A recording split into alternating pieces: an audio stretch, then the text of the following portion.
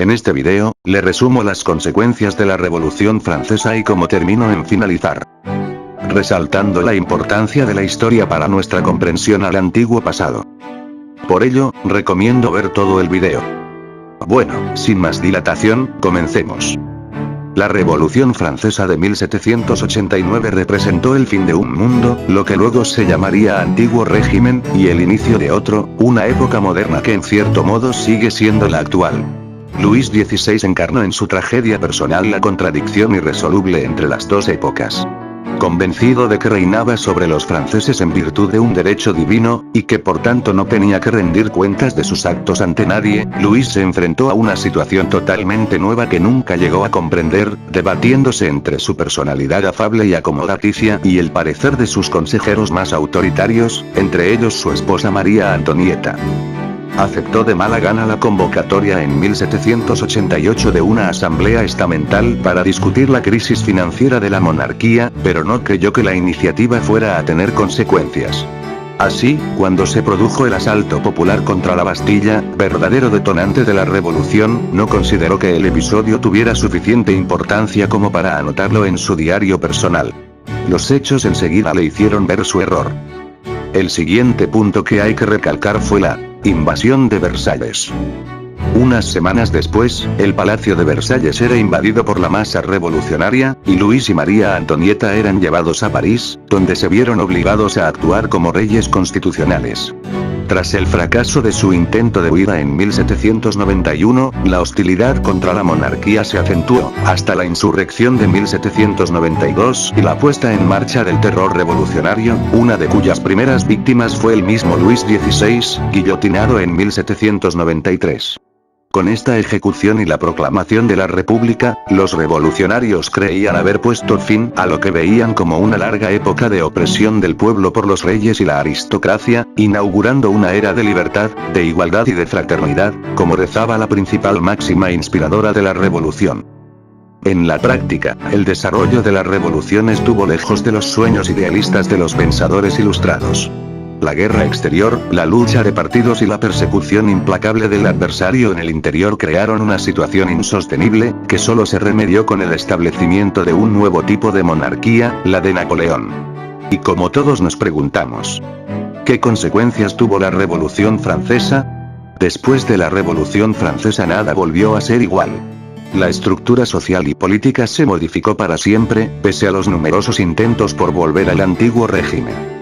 La Francia de 1799 era totalmente distinta a la de 1789. En apenas una década, la revolución había creado un estado completamente nuevo. De una monarquía absolutista se había pasado a una república. Ya no había súbditos, sino ciudadanos. La sociedad, antes capitaneada por aristocracia y clero, tenía ahora en la burguesía su motor principal. Tan irreconocible estaba la nación y tan original era el modo en que se había organizado que hubo de remontarse a la Roma clásica para dar nombre a sus nuevas instituciones: Senado, Consulado, Tribunado, Prefectura. Las leyes y la economía, el arte y la ciencia, la educación, el ejército, el papel de la Iglesia, la administración territorial, todos los aspectos del Estado habían cambiado respecto del antiguo régimen. Inevitablemente, el modelo de esta renovación integral se tomó como ejemplo en aquellas otras latitudes en que también se perseguía la soberanía del pueblo en los asuntos colectivos, la libertad política y la igualdad ante la ley. Francia estaba de estreno tras el vendaval revolucionario y el mundo la miraba fascinado. Además de todo esto, en la hora de la burguesía, el establecimiento del régimen republicano en 1792 había abolido los privilegios de casta imperantes desde la Edad Media. Con la caída del máximo exponente de esta estructura feudal, el rey, desaparecieron derechos arbitrarios, como el contundente peso político de los nobles sobre el resto de la población. También se suprimieron los diezmos, esa parte de la cosecha que se destinaba como tributo a la Iglesia o a la corona, y se eliminó la primacía de los hijos mayores en la herencia de las propiedades. Los grandes beneficiarios de estos cambios fueron quienes los habían provocado, los burgueses. En la práctica, la mejora de su situación se manifestó en una redistribución, favorable a su clase, del poder político y la propiedad privada. La posesión de bienes, libre de los condicionamientos señoriales, hizo que cualquier francés económicamente independiente fuese un elector y un posible miembro del gobierno del Estado, un ciudadano.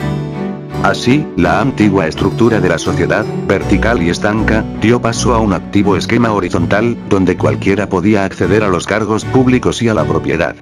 El país galo, donde las tierras y las riquezas pronto estuvieron repartidas entre muchos más titulares que poco antes, se convirtió en el europeo con mayor cantidad de pequeños propietarios.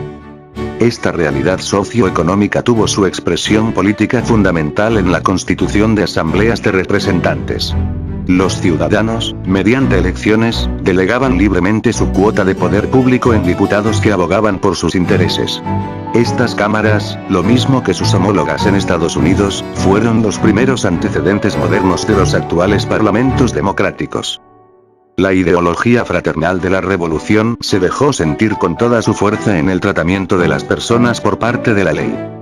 El mismo concepto igualitario se introdujo en la maquinaria impositiva. Tras la revolución, el sistema fiscal se rigió por contribuciones equitativas de la ciudadanía, proporcionales a sus ingresos. El nuevo orden económico, fruto del concepto de una nación participativa, tuvo su reflejo en una institución fundada por Napoleón, el Banco de Francia. Todavía hoy encarna al Estado galo en materia monetaria, crediticia y de tesoro público.